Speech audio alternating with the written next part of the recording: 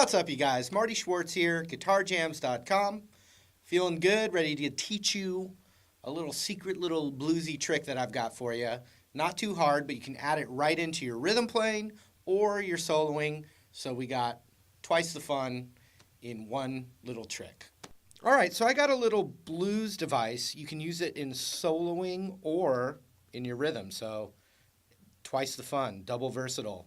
And here's the concept, blues, we're using dominant chords, or like 7 chords, or 9 chords, or 13 chords, or 7 sharp 9s, all these fancy words. But basically, they all kind of are bundled into this kind of bluesy sounding dominant chord. I'm just going to take a D7 bar chord. Right there. So it's like a full just E-shaped bar chord, but with the pinky off, you get a D7.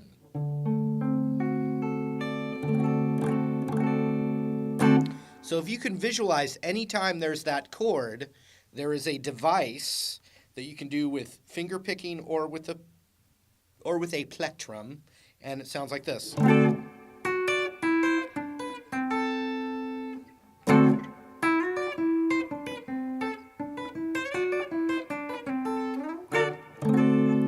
And where I'm going to end it, you can go all the way down, keep going down a pattern, keep going up a pattern. I'm going to keep it to this little device because where it ends is right on the James Brown chord or the 9-chord version of that same chord.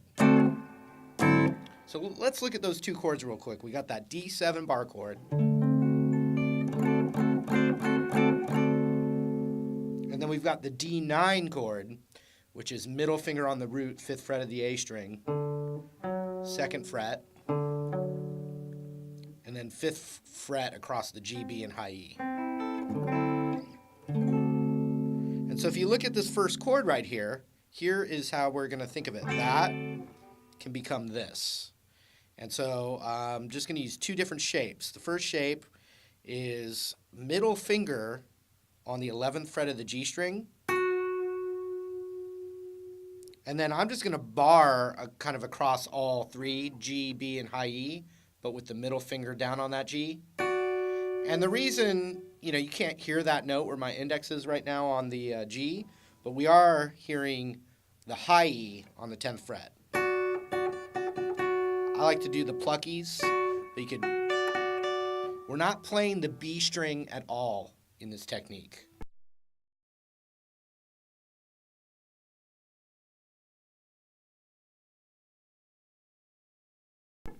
No B string. G, high E, or high E, G.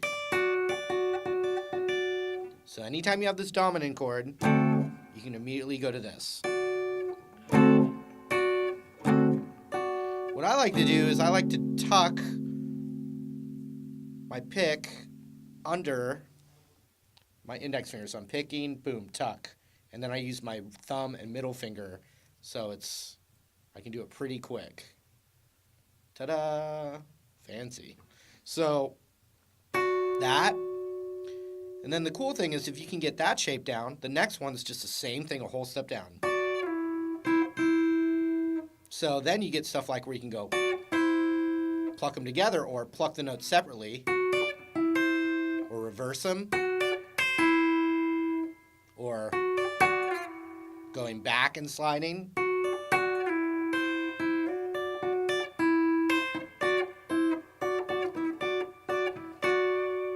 Okay, that one, whole step down. The next 2 are pretty easy too. We're just going to take that index finger and just bar across all 3 along the 7th fret there. Remember, no B string though. And then just the same thing down a whole step from there. And then you can transition into that D9 chord. You could also go the opposite way, go from here up.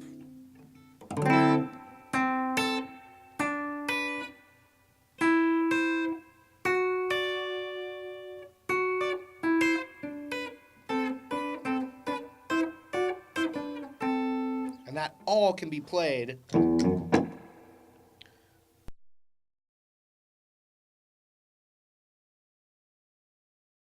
erase this here. That can all be played over that D7 chord.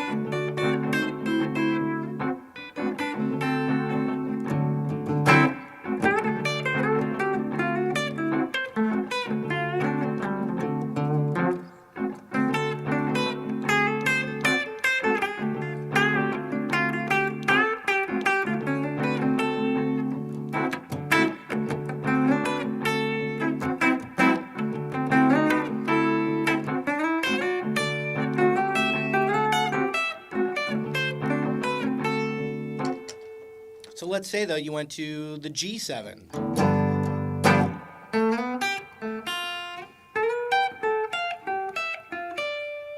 Right there again. The G all the way up here. Same move.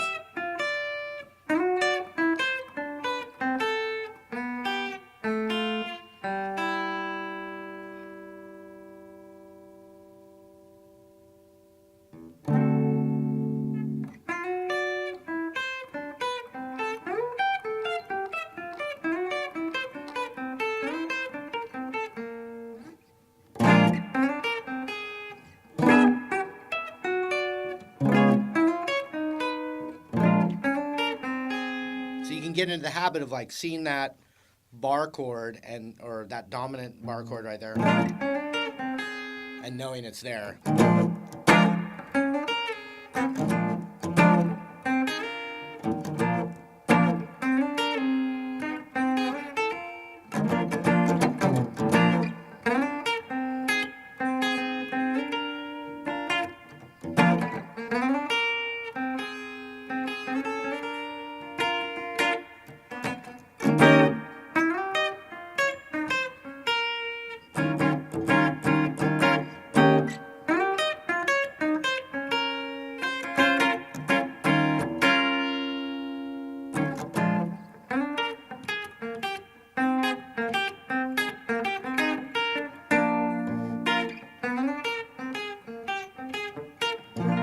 But remember, it's for a dominant chord.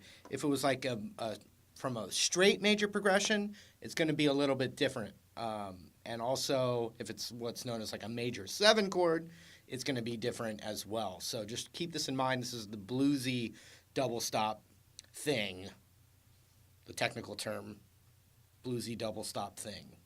So anyway, hope that helps you.